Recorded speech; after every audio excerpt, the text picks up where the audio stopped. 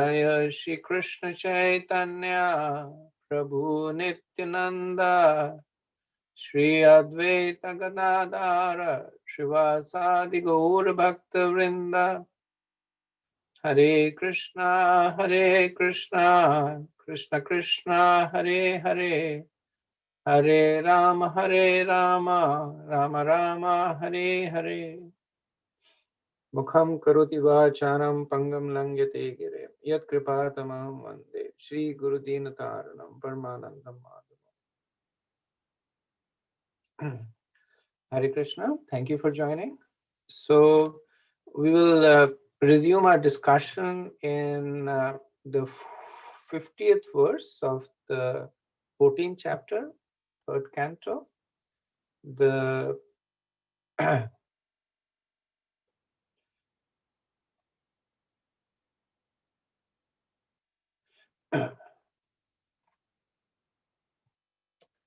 so we'll read the Sanskrit. Antarbahe Chamalam Abjanetram Swapurushe Swapurushe Swapurushe Chanugrita Rupam Pautras Tavashri Lalanalam Drishta Spurad Kundal Manditaut Manditanam. Your grandson will be able to see inside and outside the Supreme Personality of Godhead, whose wife is the beautiful goddess of fortune. The Lord can assume the form desired by the devotee, and his face is always beautifully decorated with earrings. So a quick recap. In the earlier part of the chapter, we saw Diti approaching sage Kashyap with a desire to have a conjugal relationship, and she gives many reasons why it's appropriate. He should be fair to her. He has given a son to all his co-wives. As a husband, he should protect her. And in this case, she's been attacked by lusty desires. And then we see Kashyap's response, that he first glorifies Diti and the position as a wife, the protector of the Grahastha ashram, the protector of the husband, the one who is able to maintain the principles of religion. And then he requests her to wait. And he talks about the inauspiciousness of the present time. That it's a Sandhya time, it's an inauspicious time. And specifically, he brings her attention to Lord Shiva. That this is a time when Lord Shiva, along with his ghostly followers, travel and punishes those who transgress the principles of religion. This is the time when those who indulge in sex, Lord Shiva, he places the ghostly body of his followers in the womb of such women. And then he proceeds to glorify Lord Shiva, that he's equal to all, he's impartial, he has the ability to see everywhere, he does not discriminate between friend and family and enemy. And then we see that despite all that, Diti is not deterred. And she pulls Kashyap, and Kashyap, accepting the inevitability of destiny, lies with her. And then after that, we see regret and genuine contrition in Diti. And as a mother, she is, first of all, concerned about the safety of her sons. So she is asking Kashyap to protect her from the wrath of Lord Shiva, or more appropriately, her sons. And then she glorifies Lord Shiva directly that he's Ashutosh. He may be quickly angered, but he also gets quickly pleased. And he says that I used to worship him, and I'm related to him through my sister. So Kashyap, listening to all this, because he's an exalted soul, he tells her about what is going to happen. So firstly, he says that because your mind was contaminated, the time was contaminated, you will have two sons with contaminated personalities, consciousness, and they will be a cause of so much distress to all the living entities. And then he says that because you repented so quickly and so genuinely, because you took shelter of Lord Shiva, you took shelter of me, you took shelter of Lord Vishnu, your regret was genuine and immediate. He says there will be redeeming factors. One of them would be that her sons will be killed by Lord Vishnu himself. And Diti is very happy to hear that, because she knows that someone who is killed by Lord Vishnu is saved by Lord Vishnu. And she says that may I not have sons who die because of the wrath of the Brahmanas. So when she hears that no, they will be actually killed by the Lord himself, then she is pleased. And then Kashyap continues to glorify the grandson of Diti, or the son of Hiranyakashipu, Prahlad Maharaj.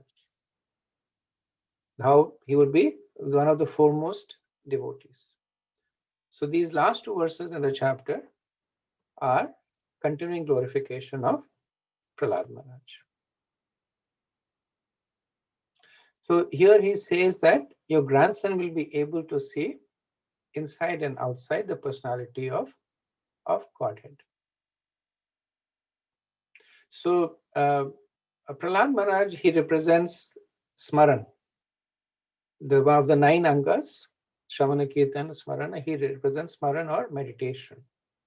And Smaran means complete absorption. So Kashyap is indicating that with Antarbahis, that he will be completely absorbed internally and externally in the Lord. And then he says that the Lord can assume the form desired by the devotee, and his face is always beautifully decorated with earrings. So this is a hidden indicator to the form of the Lord that will come before Prahlad, which is that of Narsingadev, that he can assume the form desired by the devotee. It's a form that was desired by Hiranyakashipu because of all the benedictions he had asked. That was the form that appeared to kill him. Also the form desired by Prahlad Maharaj to come and rescue him. And Prabhupada says that the fact that Kashyap is saying that will assume a form indicates further glories of Prahlad Maharaj, that he will not only see the Lord in his meditation, he will see him personally by his own eyes. And this is possible for one who is elevated in Krishna consciousness, for the Lord is not possible to see with material eyes. Okay, next verse, last verse. Maitrivacha Shrutva Bhagavatam Pautram Amodata Ditir Brisham Putrayos Javadham Krishna Viditva Sen Mahamana. The sage Maitreya said, hearing that her grandson would be a great devotee and that her sons would be killed by Krishna, Diti was highly pleased in mind.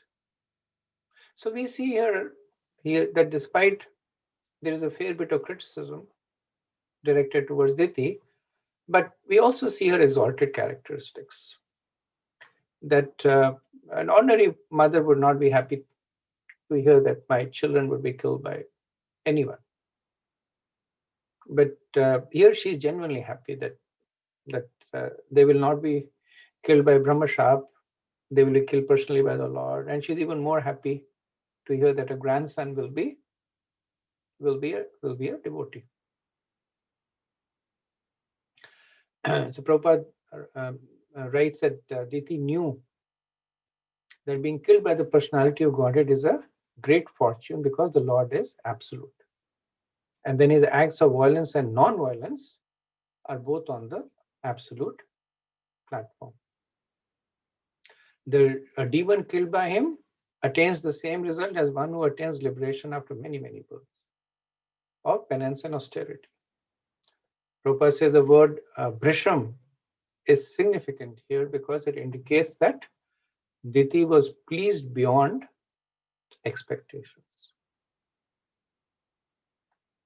So this is the end of the 14th chapter. I know we just had 2 verses, but we didn't have time to finish it. Last discussion. Any questions or comments on the 14th chapter before we move on to the 15th one? Hare Krishna, Prabhuji. Hello. Yes, Prabhuji, I can hear you. Yeah, thank you, Prabhuji. I am trying from mobile, so I just checking.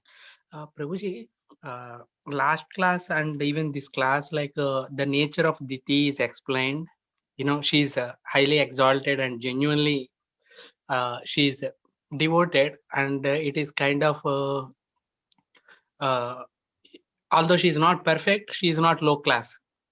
But I was thinking about Kaikasi.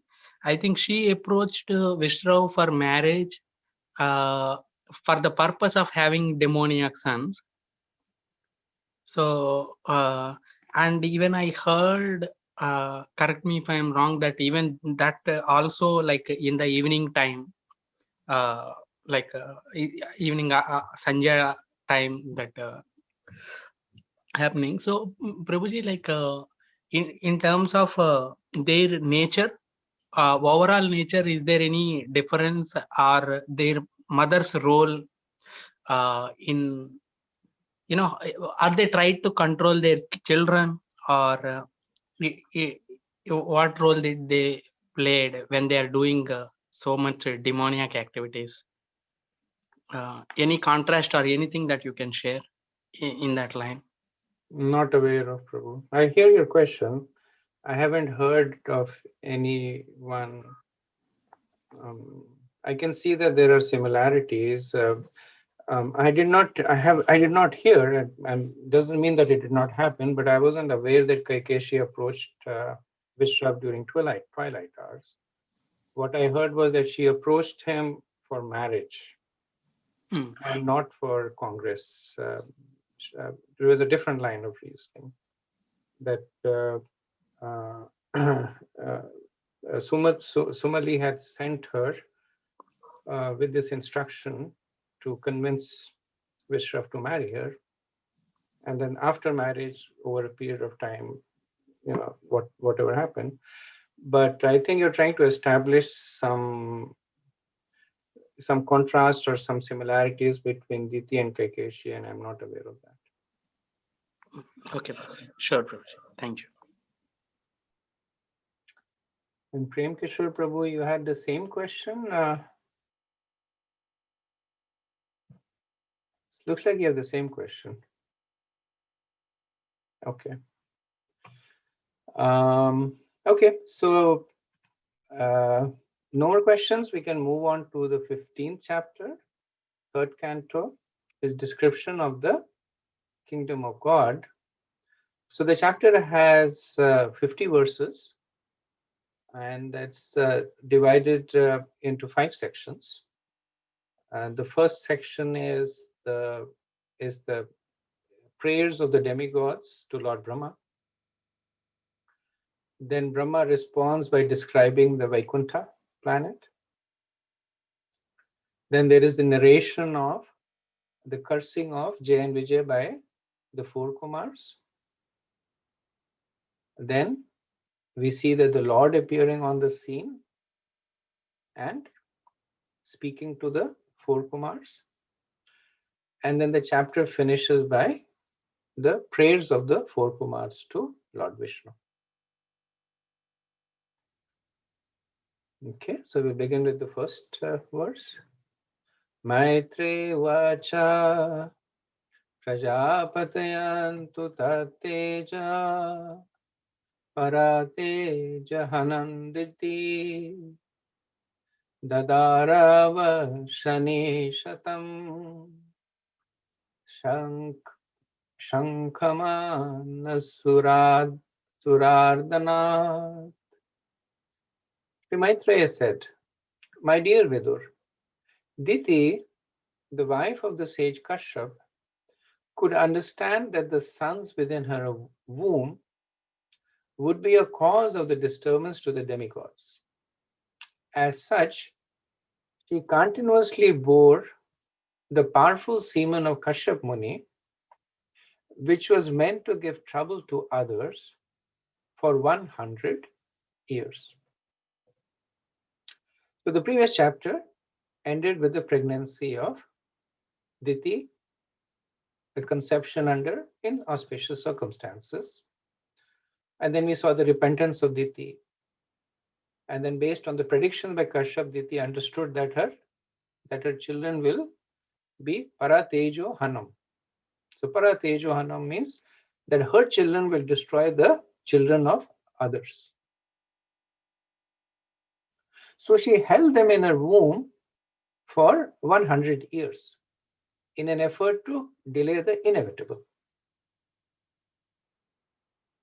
So this can be understood in two ways. That Diti, being pious, did not want to be the cause of the disturbances to others, and recognizing the fact that her offsprings would be, so she held them within her womb. Or Vishwanath Chakravarti says, could also be understood that Diti, understanding that her children after they will be born will be killed by Lord Vishnu, so in order to delay the inevitable, she held them in her womb for 100 years.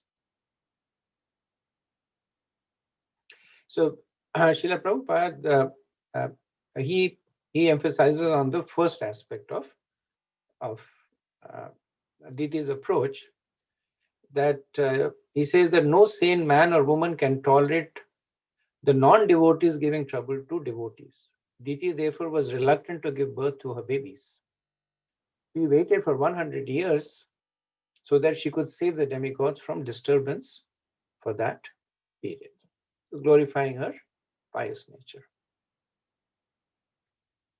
Verse 2. Loke tena hata loke lokapal hatau jasha nyavedyan vishvasraje dvantavya disham. By the force of the pregnancy of Diti, the light of the sun and moon were impaired in all the planets. And the demigods of various planets, being disturbed by the force, asked the creator of the universe, Brahma, what is this expansion of darkness in all directions? So because they were such powerful personalities, that even when they were in the womb, they hadn't yet manifested outside, their influence was already being felt across the universe. And the understanding is that it was being more so felt because Diti was holding them in her womb.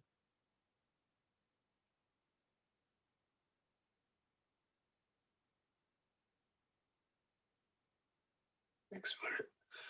Excuse me, next verse, verse 3. Deva uchuhu Tammita dviboho vetha samvigna yadvayan prasham nahe avyaktam bhagvataha kalena sprashthavartamanaha. The fortunate demigod said, "O great one, just see this darkness, which you know very well, and which is causing us anxieties. Because the influence of time cannot touch you, there is nothing unmanifest before you." So in 9 verses, from 3 to 11, we see the prayers of the demigods before Lord Brahma. And so it is customary that before asking for something, a benediction or a clarification, when approaching a great personality, one begins with some forms of prayers. So we see the devas following that protocol, that they approach Brahma and they want to understand what is the reason for this darkness. But while they're asking, they're also glorifying him. And Prabhupada says that, so in the prayers, we'll see that the devas, they glorify Brahma almost at the same level as Krishna. And Prabhupada explains in the purport and that Brahma is addressed herein as Vibhu, personality of Godhead, because he is Krishna's incarnation in the mode of passion in the material world. So he is not different in the representative sense from the personality of Godhead.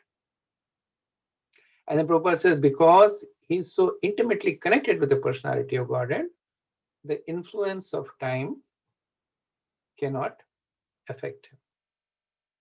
So this is a little subjective, of course, because Brahma is influenced by time. We see that he goes to sleep. That is because of influence of time. We see that he dies. That is because of influence of time. He takes birth. That's influence of time. The subjectivity is that from the context of what the devas are asking. So the devas, their vision is limited to it is more than ours, but it is limited to the proximity of time in which they are. And Brahma, his vision is much more broader. So that is why they're factually glorifying them, that the influence of time cannot touch you, at least in the context of where we are. Prabhupada says that's why Brahma is called as Trikalagya, that he's able to see the past, present, and future. Verse 4. Deva Deva Jagadhata Lokanath Shikhamane Pareshama Pareshantvam Bhutanam Masibhavavet. O God of the demigods, sustainer of the universe, head jewel of all the demigods and other planets, you know the intentions of all living entities in both the spiritual and material worlds. So we see the same mood, that almost as if they're glorifying the Supreme Personality of Godhead. Prabhupada says that almost on an equal footing with the personality of Godhead. So he's addressed as Deva Deva, as the God of gods, as the God of the demigods, because he is the secondary creator. Factually, he is. He is the one through which the devas manifest. And he is the sustainer of the universe because it's the responsibility delegated to him by Lord Vishnu. So it's not difficult for him to understand what is happening. And because of his close association with Krishna, we see that how he personally got darshan of Krishna, he got benediction of Krishna. He also knows what is happening in the spiritual world. He knows what is happening in everyone's heart. and everyone's intentions. So Paramatma is there, Paramatma knows it. But in the Vedas it is said that there are so many other entities that know everything that is going on. Yamraj knows that's how he's able to determine the reactions to everybody's activities. So Brahma is glorified in this way.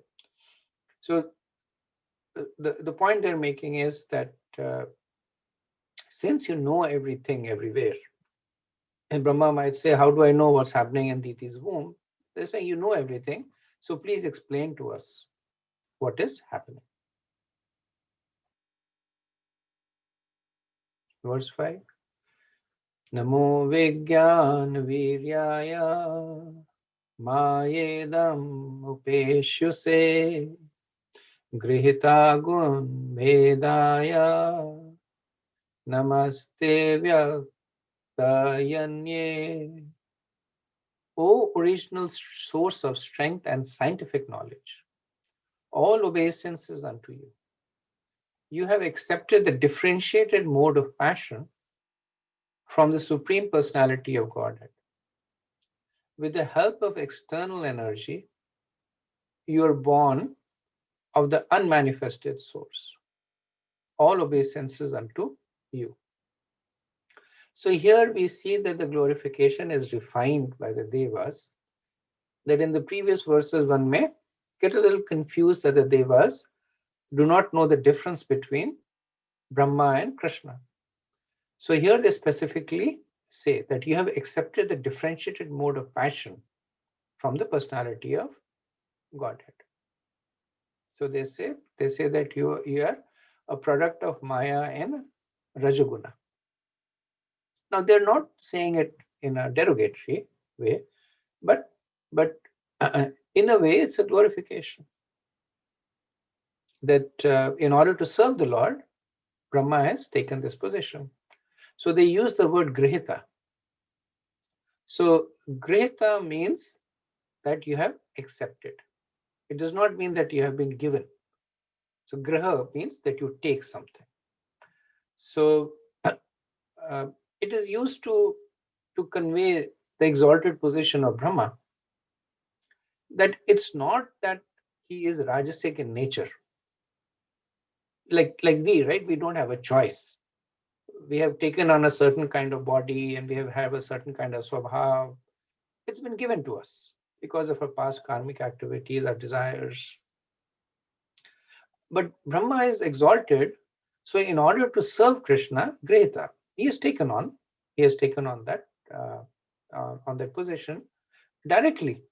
He says from the Supreme Personality of Godhead. What does it mean? That directly in order to serve the Supreme Lord, he has taken that position.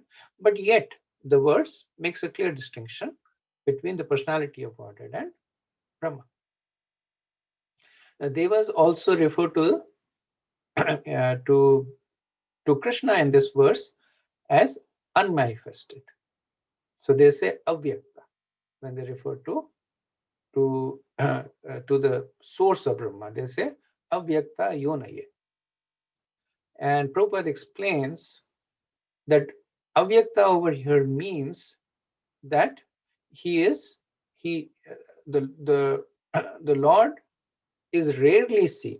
Prabhupada says that Brahma is born directly from the transcendental body of Garbhodaksha Vishnu, who is never seen by any creature of this material universe, and therefore always remains unmanifested.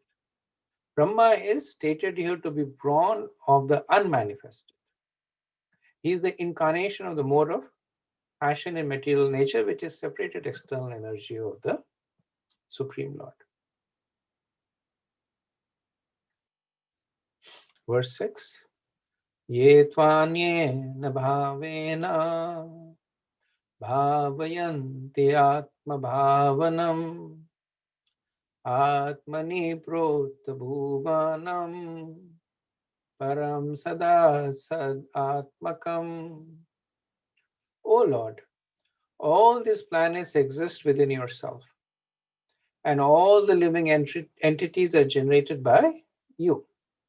Therefore, you are the cause of this universe. And anyone who meditates upon you without deviation attains devotional service. So here the Devas are glorifying Brahma as the topmost devotee of the Lord. So he creates the universe to give the conditioned souls an opportunity to perfect their life. And by bestowing bhakti on those who meditate upon him, he executes his service to the Lord perfectly. So they use the term anyena bhavena. So anyena means without deviation, and bhavena means with devotion. So the phrase anyena bhavena could refer to those who worship Lord Brahma. So Lord Brahma is also known as Hiranyagarbha. So there are those who worship Lord Brahma, or it could also refer to meditation through bhakti without material desires. So in that case, anyena means no material desires, and bhavena means bhakti. So in the first context, anyena bhavena, it's a glorification of Brahma, that there are those who worship you with devotion as non-different from the Lord. And from the second understanding, it is that you bestow upon the people who worship you anyanena bhavena, that you worship upon them causeless bhakti that is not tinged with any material desires.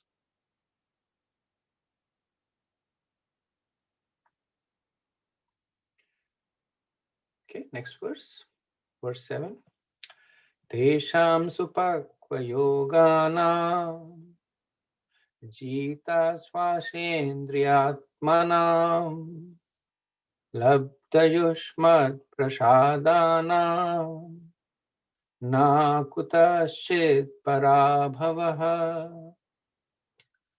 There is no defeat in this material world for persons who control the mind and senses by controlling the breathing process, and who are therefore experienced mature mystics. This is because by such perfection in yoga, they have attained your mercy. So who are the kind of people who worship Lord Brahma? So previous verse talked about, one understanding of Anyanena Bhavena was that there are certain kind of people that worship Lord Brahma. And this verse talks about the process that they follow.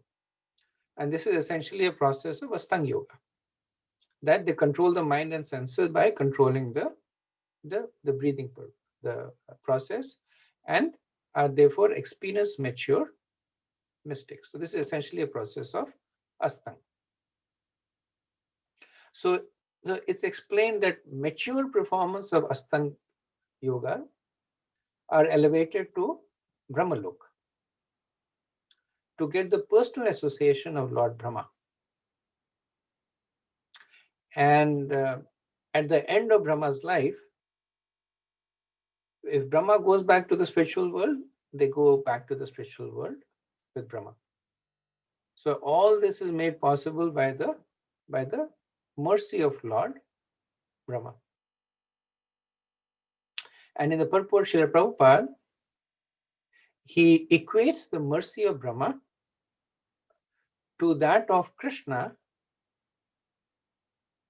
by by saying that this whole process of control of mind, control of senses, etc., is not possible unless one has attained the mercy and the benediction of the Lord. So he said this is actually possible when one engages in Krishna consciousness. A person whose senses and mind are always engaged in the transcendental service of the Lord has no possibility of engaging in material activities. The devotees of the Lord are not defeated anywhere in the universe. It is stated, Narayana Para Sarve. One who is Narayana Para, or a devotee of the personality of Godhead, is not afraid anywhere, whether he is sent to hell or promoted to heaven. 670:28. So when we see statements like this, that the verse is talking about Astanga Yogas and Prabhupada is talking about devotees, then we need to understand that in an advanced stage, all these processes, they only bear fruit because of bhakti. Without bhakti, the processes will bear some material fruits, because bhakti is the spiritual component through which you get spiritual results. One may perform Astanga Yoga without bhakti, they will get siddhis, which are material. But if one is to be elevated, and the understanding is Brahma's planet is open only to devotees, then one has to have a predominant component of bhakti in their practice. So Prabhupada is stressing this, that even though the process may be that of Astanga, but it is only made possible by the transcendental service of the Lord and by disengaging in material activities.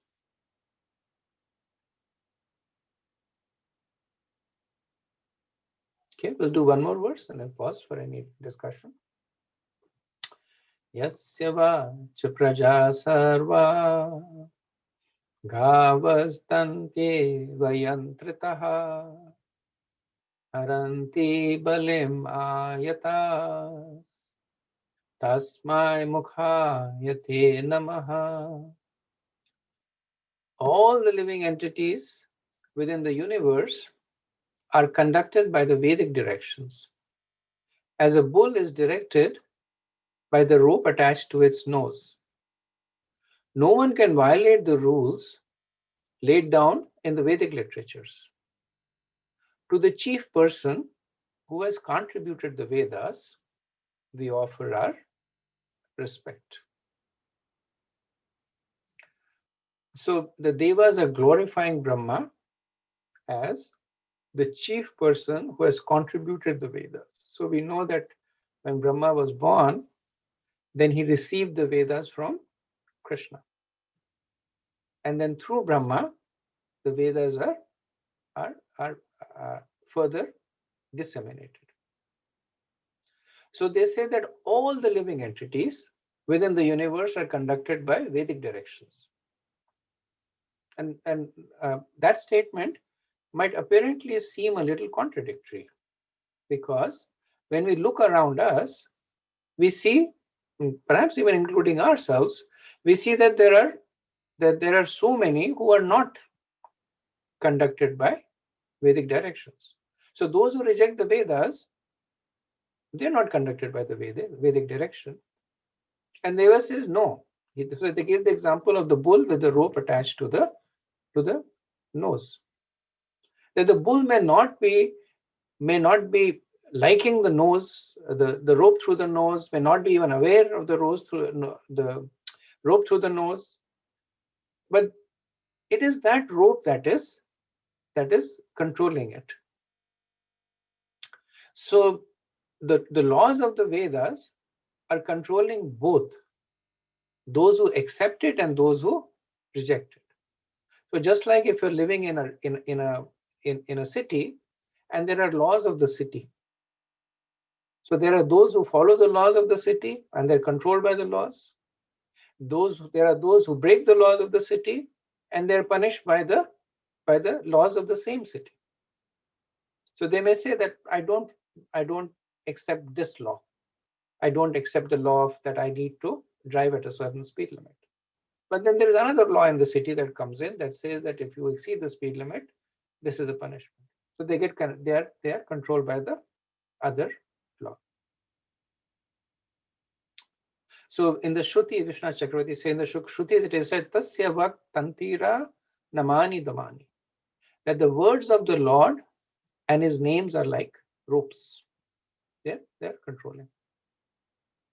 Prabhupada writes an interesting purport that sense gratification is just like salt.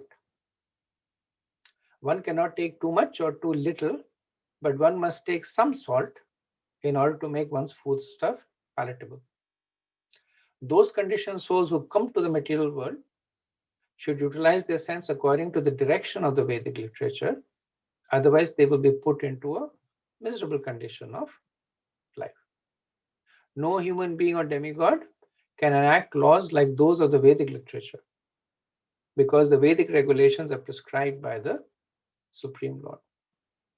So Prabhupada uses the analogy of salt to explain that there has to be some engagement of the senses with the object. But then he says not too much or not too little. That's where the Vedas come in.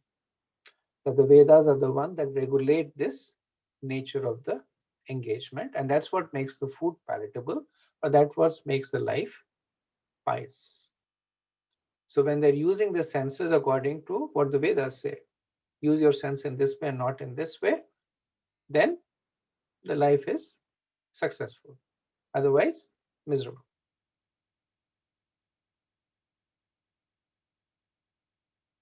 So also the Devas, they glorify Brahma as Mukhyaya Vacha. So Mukhyaya means chief, and Vacha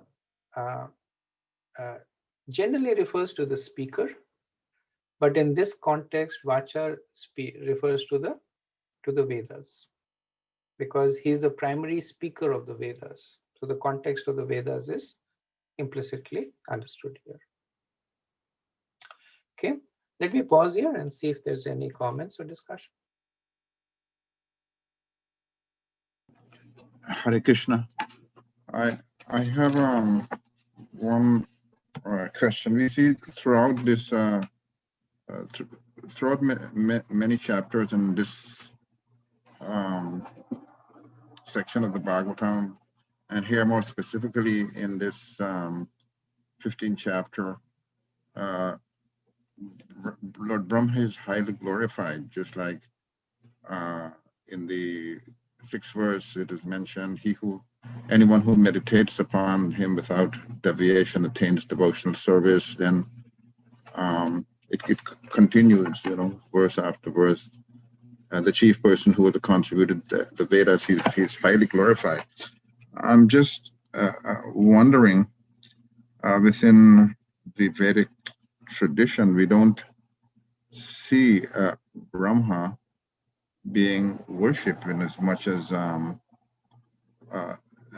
other demigods. Just like, we travel around, we see Panchupasana, means Durga, Shiva, and like that, but we don't actually see it. I really don't know if it exists anywhere, of Lord Brahma himself. And even we read earlier that even Lord Shiva is coming, from Brahma, and within the tradition, Shiva holds such a, prominent position. I'm just wondering, you have some thoughts on that? So yeah, thank you for the question.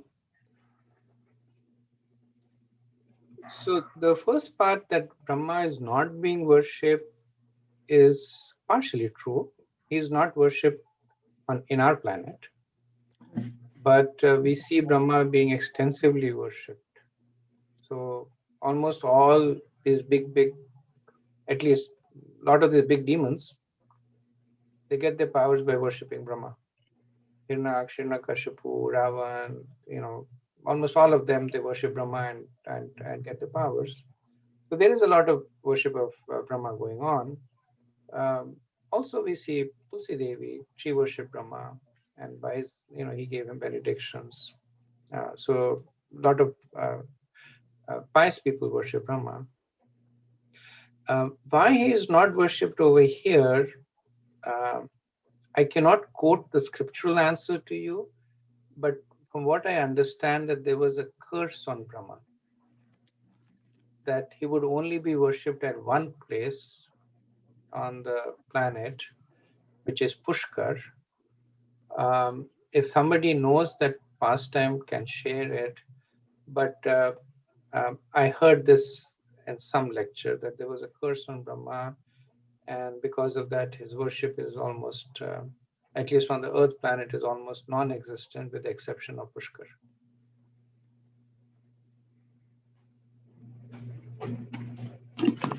Hare Krishna, Prabhuji. Prabhuji, we heard that from childhood, when it comes to, the appearance of Lord Vishnu as Lord Venkateshwara on the Earth planet. So before that, Bhrigu Maharshi cursing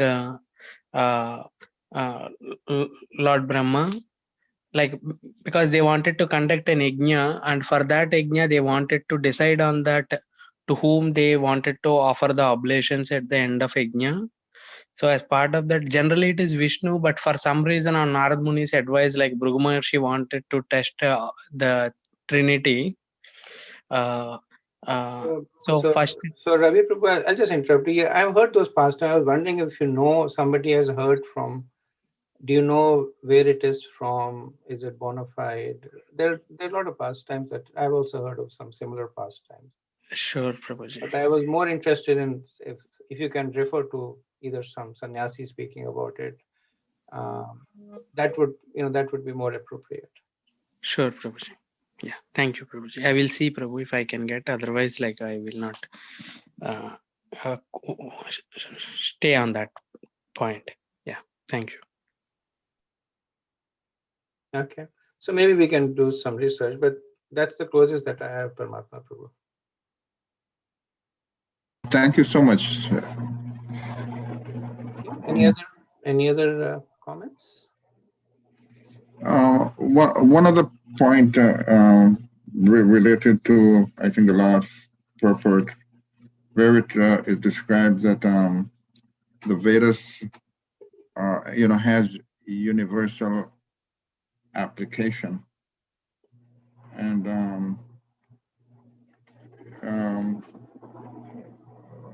we see religion itself that such a huge percentage of the world population, they have their own scripture, just like the Quran and the Bible, that even doesn't, it's a far way from the Vedic version, just like they don't even talk anything about karma, which is so prominent in the Vedas, and even meat eating and like that. So, and if you talk with people, then they say, well, I have my own scripture. So my thought is that how you reconcile this? People say they have their own scripture, they have their own religion, their scripture says so and so, but then we see here it is clearly stated that the Vedas has universal application. Whether you follow it or you don't follow it, it will just act just like fire. Whether you know it will burn or not, it'll have its reaction, implication, whatever. True. Prabhupada's thoughts on this were that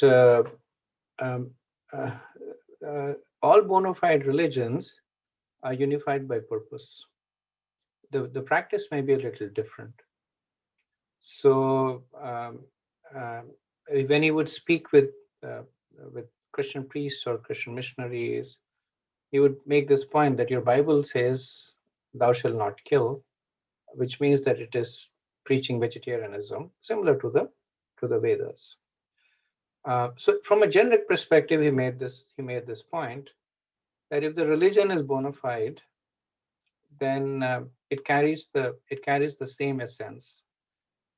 Practice may be different. They may stop at different levels of maturity. There are certain religions that do not go beyond the impersonal aspect. So that's the level at which they will stop. But nevertheless, they acknowledge the presence of God. There are certain religions that do not accept reincarnation, but they will accept the presence of karma, doing pious activities, helping others. What we consider as mode of goodness. Now, of course, the challenge is that how closely do the people follow, and that is universal, not just for people who do not follow, within quotes, the traditional Vedic system. Even people, I'm referring to people in India who are supposed to be living in a Vedic civilization, they don't follow Vedas. So they're the same. I mean, maybe they have Prabhupada at one point said that they have even more culpability because the others are ignorant, but they know and then they don't follow. But I think your question was more in terms of the place of and position of other religions. And Prabhupada accepted the fact. And not just him, but if you look at the parampara, Bhakti Vinod Thakur, he wrote that poem in which he glorified Jesus Christ. He says, I adore my Lord Krishna, who has appeared in this name and form. So the beauty of the beauty of the Vedic understanding is that it is inclusive, because by nature, if it is exclusive, it cannot be Sanatan. The fact that if it says that if you're not born a Hindu or you do not accept Hinduism or Vedic tradition as you understand it, you're condemned, then by nature, it cannot be universal. It cannot represent the personality of Godhead. So that's the beauty of the Vedic understanding, that it accounts for even the deviations within itself. There is the Shad Darshans, which are different from one another. So it accounts for deviations within itself, or differences, I would say. There are deviations also, actually, and also for deviations outside its traditional paradigm. So it's a big subject, but that's what my understanding is. So is it safe to say that the other religions could take you only to a certain point, but in order to attain that perfection, you have to accept or follow the Vedic version? Is it safe to say like that? That is correct. What is safer to say is that you have to follow the Vedic version of bhakti that appears in their religion. So, as in all religions, even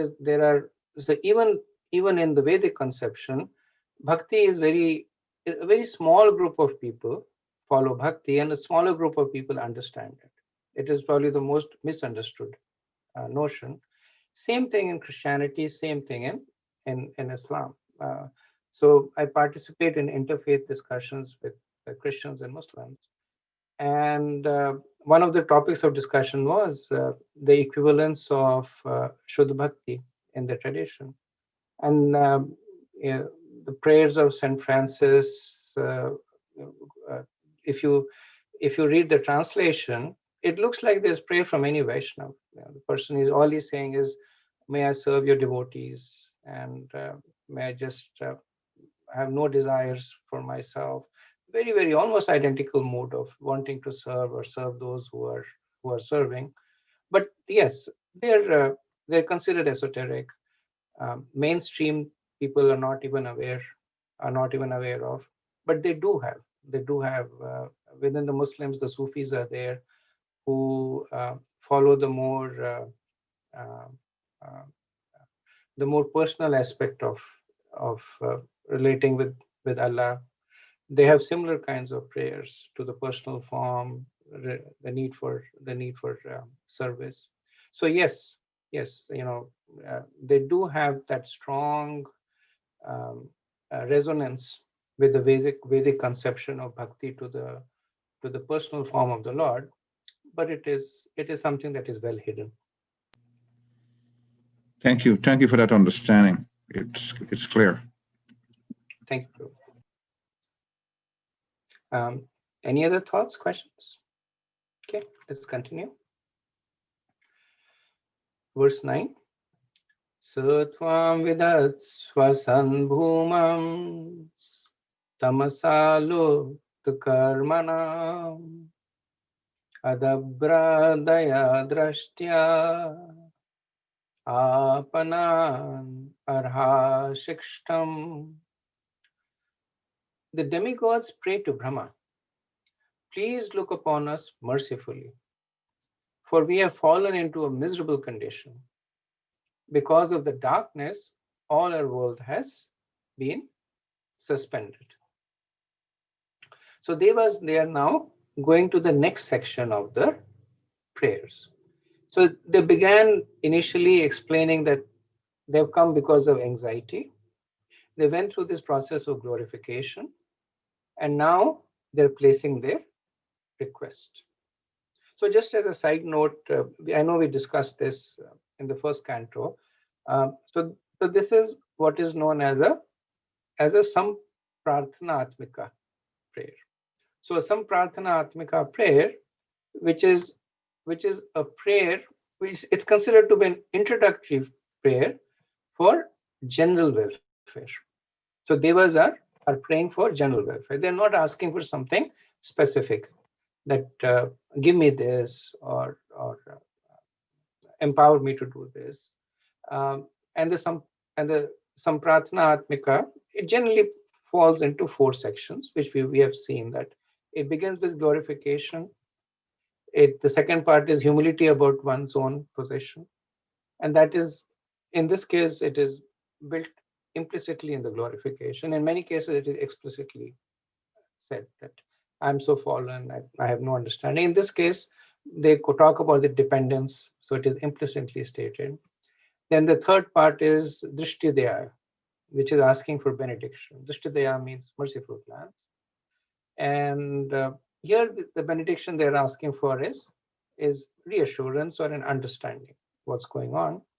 Fourth part is missing here, which is the prayer concludes with prayer for forgiveness, that I've troubled you, or if in any way I've exceeded, please forgive me. That doesn't happen here, but we see the first 3 parts of the Samprarthana Atmika genre of prayer being executed here.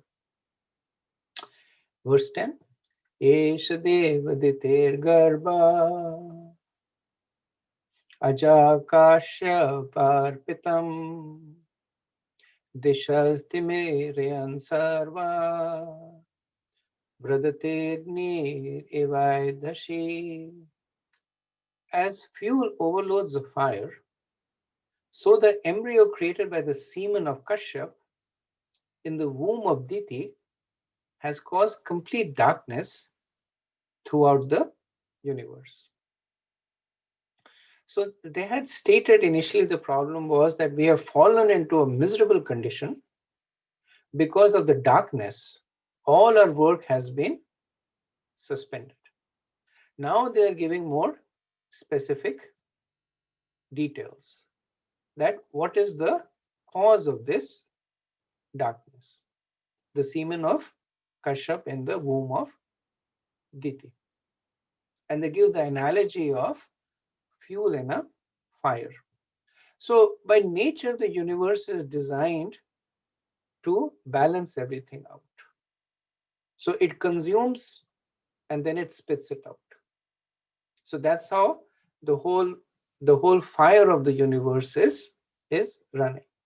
The jivas come, they grow, they dwindle, they die, they come again. And So the machinery of the universe is running in this way. But now they're saying that there is a problem. So they're comparing the jivas to fuel over here. That the jivas are the fuel that runs the fire, or that is consumed by the fire of the universe. Now this is an analogy. The universe obviously does not destroy the jivas, but the machinery of the jivas is running in this way. That the jivas are the fuel, and then the fire, it consumes it, and then it spits it out, and then the cycle continues. But they're saying the problem now is that these two jivas that have come, the universe is not able to digest them. They're so powerful and they're so extraordinary. So just like in a fire that is merrily burning around and that it needs wood, so as long as you provide wood in a measured cadence, the fire will keep consuming the wood and keep burning. But then if you go and get a whole bunch of woods and dump it on the fire, then the fire will go off. So the same thing has happened here. They're saying that by nature, the universe consumes these living entities, but these two living entities, they have, by their prowess, they have overpowered the machinery of the universe. So everything is in darkness. Okay, verse 11. Maitre uvacha saprahasa mahabhao bhagwan shabda gocharaha pratyachastatma bhurdeva prinan ruchi rayagira. Sri Maitreya said, thus Lord Brahma, who is understood by transcendental vibration, tries to satisfy the demigods, being pleased with their words of prayer. So Shabda Gochar means that Shabda means word. Here it means prayers, and Gochar means that he is the object of the prayers. So hearing the prayers, Maitreya says that hearing the prayers of the devas, what is Brahma's reaction? Saha prahasya.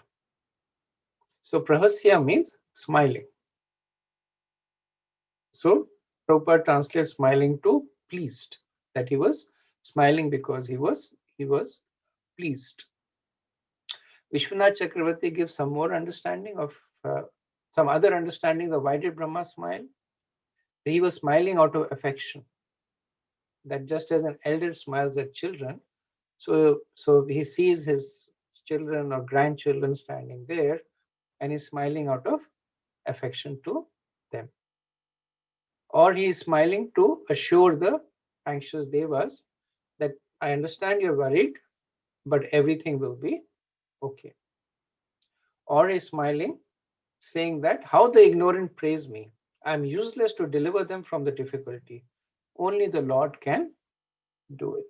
So just it's the Acharya's representation of the different possible moods behind the prahasya.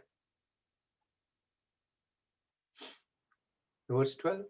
Brahma vacha manasame sutayushma purvaja sanakadaya cherur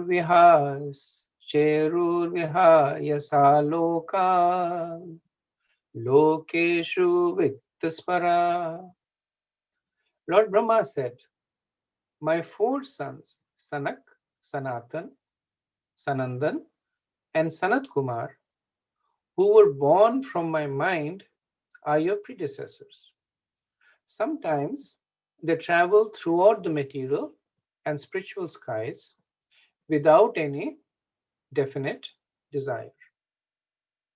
So Lord Brahma is now beginning to answer the question, but he's giving a little bit of background.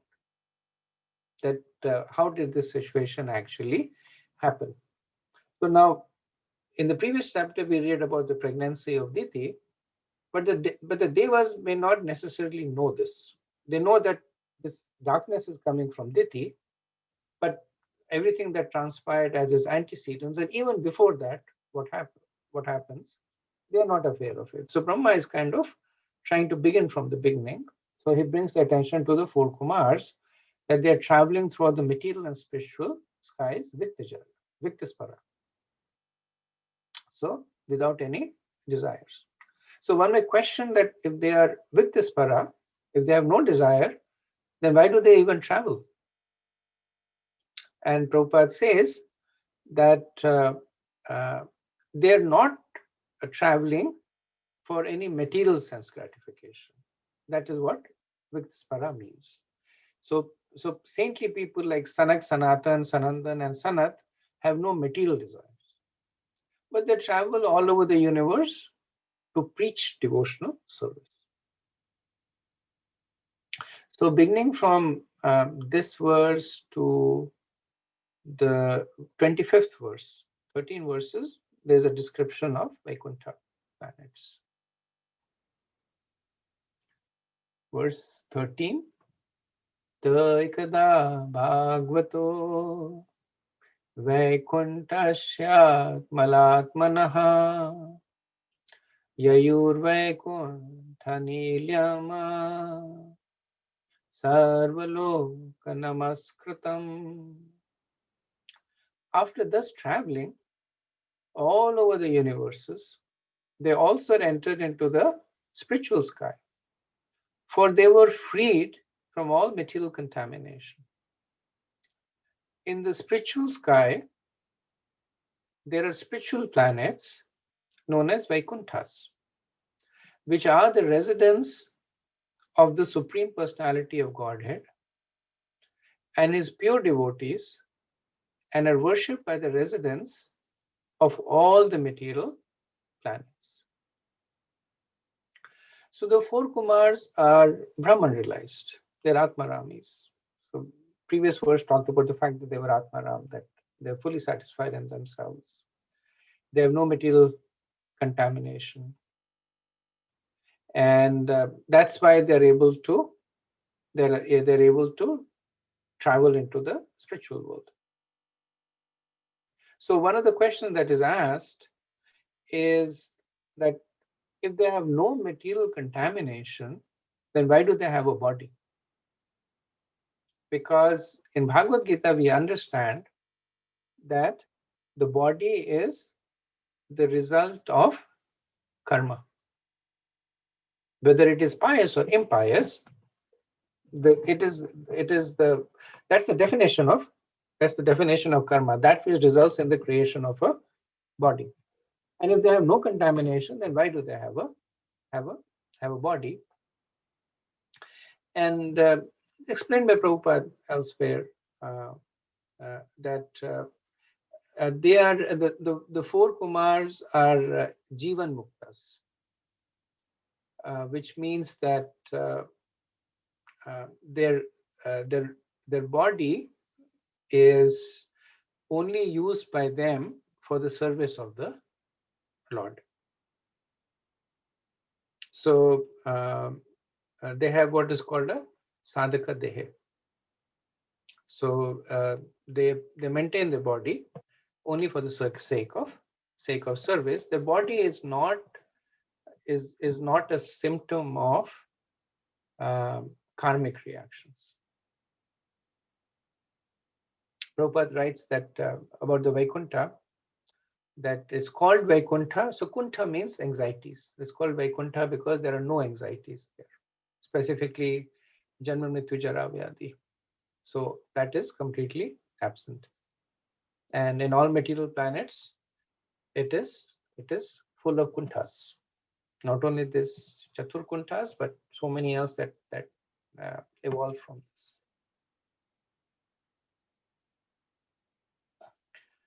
Verse 14.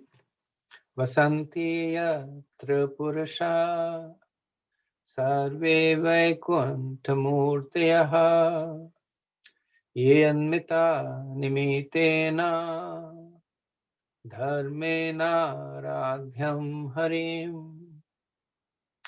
In the Vaikuntha planets, all the residents are similar in form to the Supreme Personality of Godhead. They all engage in devotional service to the Lord without desires for sense gratification. So Brahma is now, and we will see that he will describe different aspects of the Vaikuntha. He will describe the residence. He will describe the environment over there. So in the table that I sent you, I think I have this summarized there.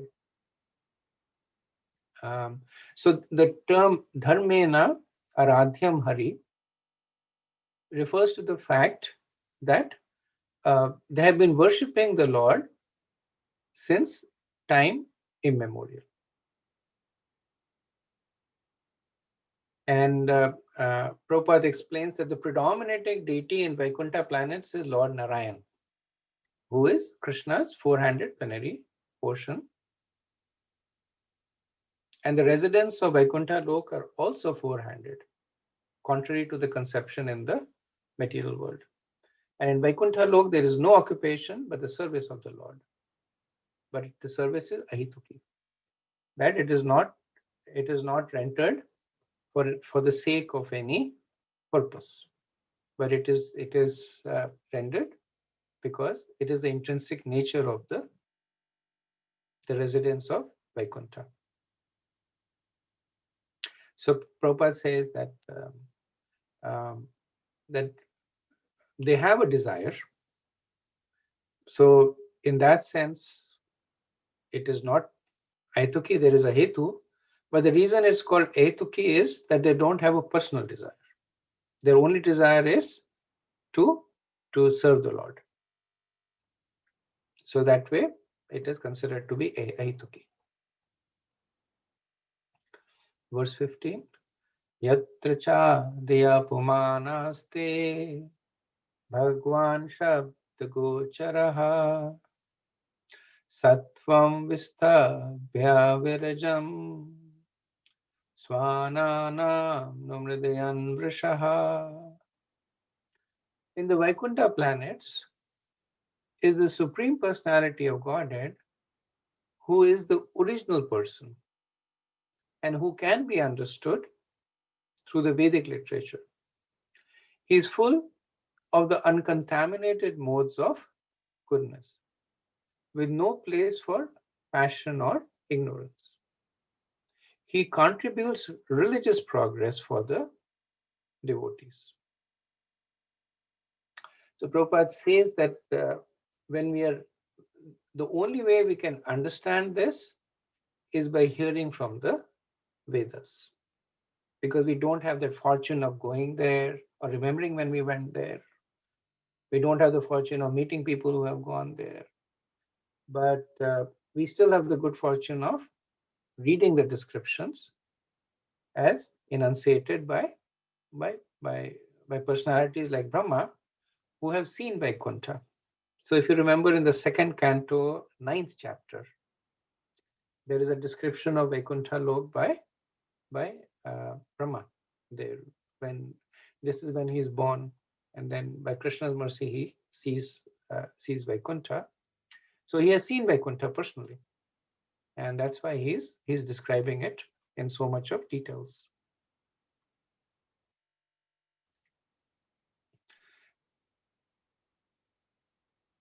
Verse 16. Yatra nahai shreyasam nama vanan kama duger drumahi sarvarto shibhi vibraja kaivalyam ivamurtima. In those Vaikuntha planets, there are many forests which are very auspicious. In those forests, the trees are desire trees. And in all seasons, they are filled with flowers and fruits, because everything in the Vaikuntha planet is spiritual and personal. So the phrase Drumer Shibir Vibrajadat Kevalam means that all the trees are Nitya Siddhas. So they're filled with bliss without any interruptions. The birds are Atmarams. They don't have any material desires. So verse 18 and 19 will make the same point. So Prabhupada says that in the Vaikuntha planet, the land, trees, fruits, flowers, cows, everything is spiritual and personal. The trees are kalpavrikshas. And unlike the trees in the material world that can produce something, the kalpavrikshas can produce anything that is desired. And the land and the residents and the animals are all spiritual. There is no difference between the tree and the animal or the animal and the man.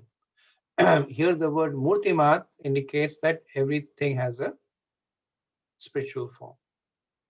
So earlier on it was mentioned that all the residents of Vaikuntha have a four-armed form. And here, of course, it is mentioned that there are trees and fruits and flowers, and they are also chit. Now, obviously, they don't have four arms. The trees have the form of a tree, and the fruits have forms of fruits, and cows look like cows. So one way to reconcile it is that the four-armed form is referring to the human-like residents of Vaikuntha, that they all have four-armed forms. Okay, I'll do a couple of more verses and then we can stop for any discussion.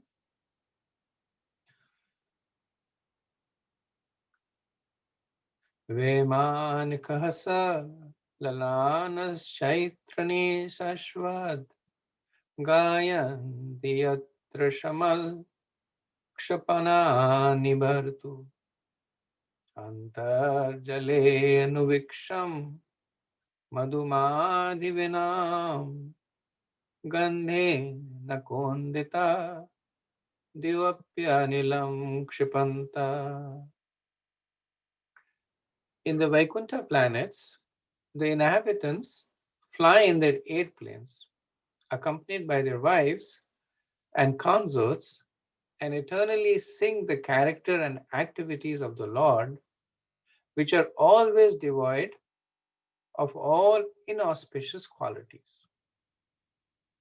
While singing the glories of the Lord, they deride even the presence of the blossoming Madhavi flowers, which are fragrant and laden with honey. So the verse is now glorifying the mood of the inhabitants of Vaikuntha. Earlier on it was describing their form. Now it's describing their mood, that they're constantly absorbed in singing the glories of the Lord in Shuddha Sattva. So there is no contamination of the modes. Vishwanath Chakravarti, he has a very poetic purport to this, and I thought I'll share it. I'll read it out. So he says that while traveling in the airplanes, the residents of Vaikuntha glorify the Lord. They descend from their planes. They sing while immersed in the water up to their throat in order to produce a special kind of note for singing. The fragrance of the Madhavi flowers, being laden with honey, being carried by the aromatic breeze, is very pleasing to the senses. The residents, however, are not attracted to it. They say, "Oh, cool, gently murmuring breeze, filled with the fragrance of Madhavi flowers. Why do you try and divert our minds, absorbed in the sweetness of the Lord's glories? How foolish you are." Because the previous verse described the trees as being the personification of exclusive and pure devotional service, there is a suggestion that though the fragrance of the flowers is the personification of impersonal Brahma, the bliss of worshipping the personal form of the Lord is far superior to the bliss of Brahma. And Prabhupada writes that the smell of the fragrance of the flower is very nice, but simply for sense gratification. And because the residents of Vaikuntha, they prioritize the service of the Lord and not their own sense gratification. So that is why they consider it to be insignificant. So the understanding is that there is peaceful harmony in the Vaikuntha. So it's not that they're contemptuous of the Madhavi flowers or they're angry at it, but they recognize the service as the fragrance of the Madhavi flowers as being for the Lord and not for themselves. Just the mood of serving the Lord. Vishnu Chakravarti gives a little bit more esoteric meaning that because the trees are devotees, the fragrance is, which is kind of the flower, the impact of the flowers spreading out, similar to what the Brahman spreads out. So it's not that these are Brahmans realized, the Madhavis are Brahman realized, but the point is making is that because the devotees are very much anchored to the personal aspect of the Lord, even the tinge of impersonalism does not attract them. Okay, I'll do one more verse and then we'll pause. Paravata nayar bhrata saras chakravaka dhatuyaham sashuka titri bari nam yaha kodaha viramate achiramara tuche bringadibe hari katham ivagaya mane. When the king of bees hums in a high pitch, singing the glories of the Lord, there is a temporary lull in the noise of the pigeons, the cuckoo, the crane, the chakravak, the swan, the parrot, the parridge, and the peacock. Such transcendental birds stop their own singing simply to hear the glories of the Lord. And Prabhupada writes that the special feature of Vaikuntha is that there is no question of sense gratification. So in the material world, even an ass enjoys his sound vibration. But in the Vaikunthas, such nice birds like the peacock, the charvak, the cuckoos, prefer to hear the vibration of the glories of the Lord from the bees. So the point Prabhupada is making that they may be singing very beautifully, but as soon as they get a sense of the glories of the Lord being sung. Now, the hum of the bee is not very melodious. And these birds, they're famous for singing very melodiously.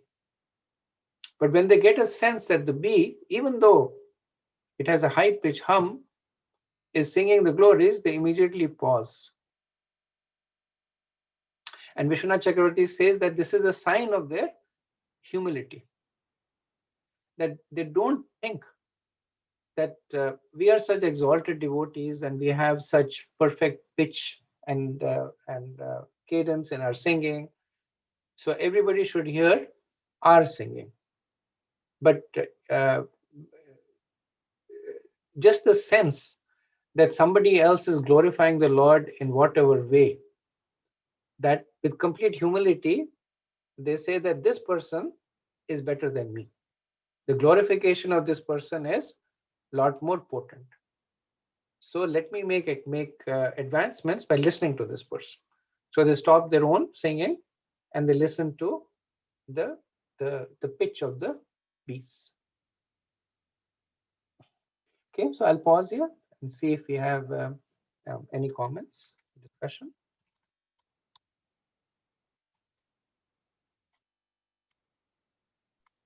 Hare Krishna Prabhu. We say that there is wish-fulfilling trees in the Vaikuntha planet, the spiritual world, but the devotees there does not have any desires. They don't have any material desires. You're right. They're full of spiritual desires. And then it's very nice analogy about this, the bees. Even the singing is not so nice to hear, but they stop to hear. Yeah, yeah. I mean, we have to understand this here. Sometimes we like to hear people that sing very nicely, good, nice voice, nice music, you know, very melodious, but we don't like to hear other people. It's a good reminder for us. Yes, yes, the notion of humility. That you're right. I mean, that's what Chakravarti Pad says, that the notion that somebody else is glorifying the Lord, automatically they put that person at a higher level. So that's the complete natural humility that they have. Thank you. Krishna, Prabhuji, that on that note, about the bees singing, right? So I'm actually kind of I'm a selective hearer. Like I like to listen to only selected speakers who I know that um, that are also following things in their lives personally.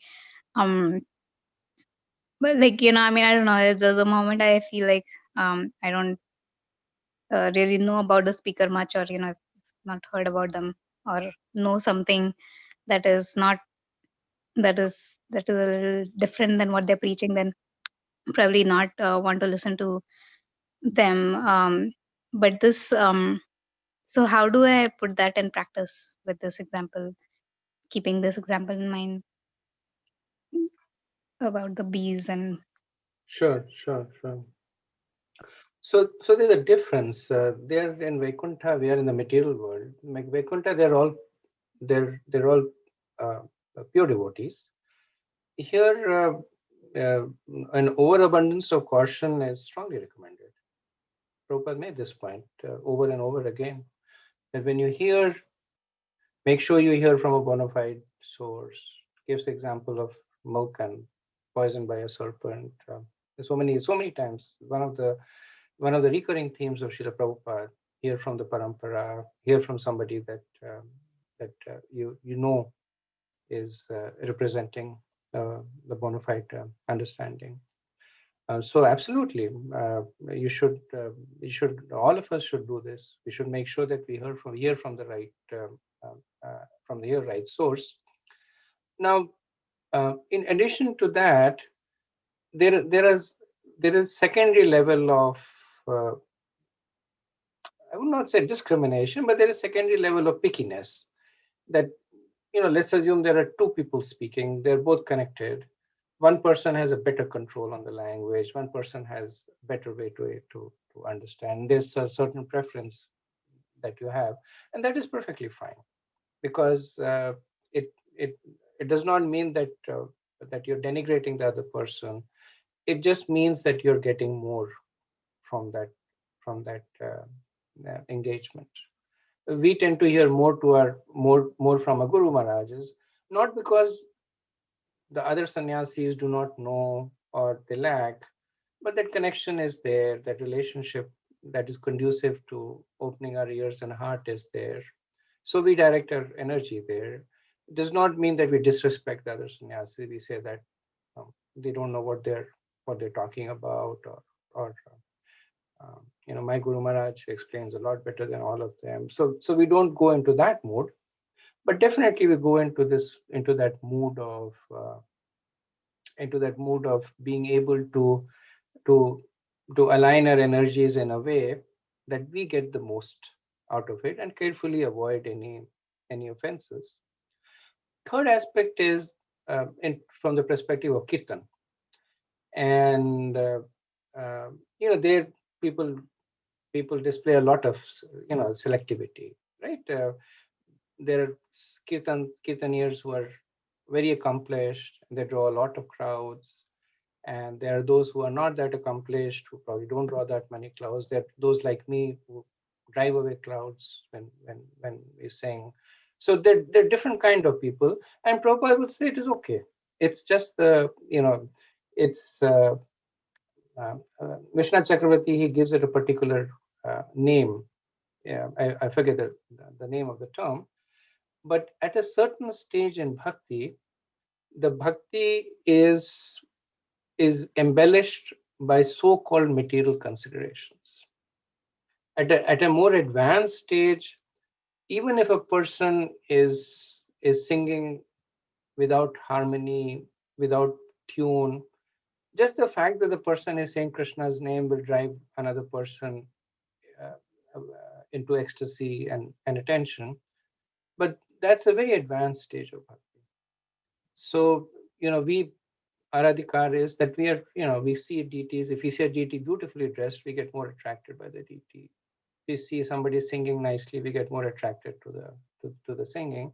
The main thing is that attraction is okay. We should not disrespect the others.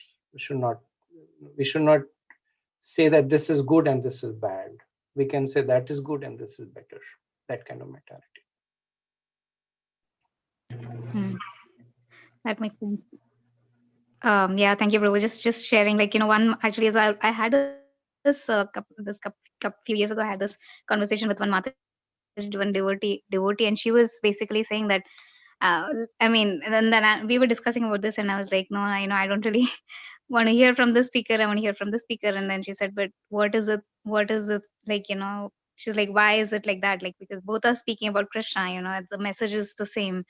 What they are preaching is the same. And they are in our sampradaya and everything. So, why? And then yeah, but I guess like, I mean, we are all contaminated. But I just felt like one person was a little bit more purer than the other, and I just went with that kind of Yeah, it's important to act as per your adhikar, right? It's important to act from that perspective. That because we are material bodies, and and as you said, we have material, we still have the modes. So we acknowledge them, and but the important thing is that we use it to maximize our advancement. But the important thing is that we do not use it to offend anybody. So that part has to be kept always in mind. But yes, I'm just like you, that I go to ISKCON Desire Tree, and I have bookmarked, and there are literally thousands of there. Firstly, I can't listen to all of them, time restriction, but I have bookmarked certain devotees, and I go and listen to the lectures only. And that's how I justify to myself that they inspire me the most. I'm just curious, who are some of your favorite speakers, like top? In the Desire Tree, If you can share. Yeah, sure. So, I mean, Radha Govind Maharaj is my go-to. I hear a lot of Radha Govind Maharaj's lectures, especially the ones he gives in Hindi, because his lectures are very, very funny, and full of he's obviously a very, very knowledgeable person. So I obviously get a lot from there. I obviously listen to my Guru Maharaj's. More than his lectures, I read a lot of what he writes. In fact, later on in this, I wanted to share one of his writings, because recently only somebody wrote to Maharaj quoting these verses, saying that why is there later on it says that women are beautiful and etc. And the person said, why are women being objectified in the spiritual world? That why are they being described as having broad hips and beautiful eyes, etc. And the Maharaj writes a wonderful answer. It's a long answer, so I'll summarize it in the next discussion. But I read a lot of what he says there. And in addition to that, this I've started recently, that there are lectures that they're different speakers, but they come from Radha Radhanath Maharaj's eco center that he has established in close to your hometown, actually, somewhere between Bombay and so it's called the Bhakti Vidyapeeth, and they have some of the most scholarly discussions over there. So I'm listening to that lately. Yeah. Thank you, Prabhu. Sure. Thank you so much.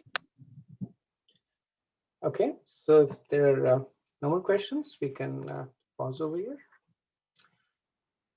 Vancha kalpatarubhayascha kripa sindhubhyaeva cha patitanam pavanebhyo Vaishnavebhyo namo namaha. Anant Koti Vaishnavind ki jai. Shila Prabhupada ki jai. I Gaur Premanand. Hare Krishna. Thank you so Hare much. Krishna Prabhuji, Dandavat Pranam. Jai. Hare Krishna. Hare Krishna.